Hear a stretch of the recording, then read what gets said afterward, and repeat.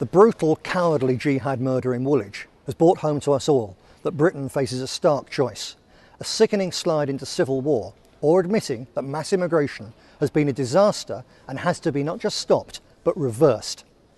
I was elected as an MEP for telling the truth about the child abuse grooming scandal by criminal Muslim gangs, and for speaking out on behalf of the white and Sikh victims of Islamic street violence against Kafars, as these cowardly thugs call all us unbelievers. And you'll remember, I've been persecuted for it as well. Twice the BBC, the political elite and their police puppets tried to send me to prison for telling the truth about Muslim drug rape gangs and the fact that Islamic terrorism is not un-Quranic, but comes direct from the Quran. They even tried to jail me for predicting 18 months before 7/7 that Yorkshire-born Muslim terrorists would blow up buses and tube trains in London. So they may also try and gag and imprison me for this new prediction. Right now, groups of young Muslims, many of them barely in their teens, are watching the same news footage from Woolwich that sickens us and are saying to each other, "Yeah, that's jihad, that's good, that's what we must do." And some of them will do it. Maybe not tomorrow or next week, but time after time after time in the increasingly bloody years ahead.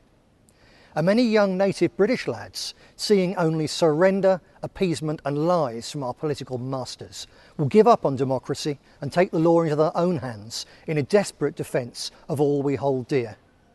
Enoch Powell wasn't wrong. He was just very long-sighted. But the rivers of blood are now much closer. Unless we act. Because it doesn't have to be like that.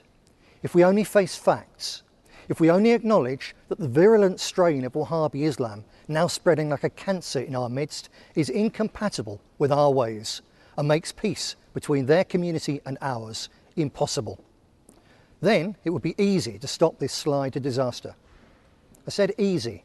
We just have to pay Britain's Muslim population to leave and insist that they do. I didn't say cheap. But since Cameron and Clegg reckon that Britain can afford to give away £12 billion in foreign aid every year and rising, then we can surely afford to take that money and use it to fund the peaceful resettlement of Britain's Muslim population in Islamic countries where they can be truly at home. Because, you can believe me, that's the only choice we have: inaction, appeasement and civil war, or face reality, pay the bill and reclaim our country. But don't just say I'm right, because without your help, being right isn't enough. No one else will do it. We're ruled by fools, cowards and traitors. There's no knight in shining armour out there to rescue us while we watch.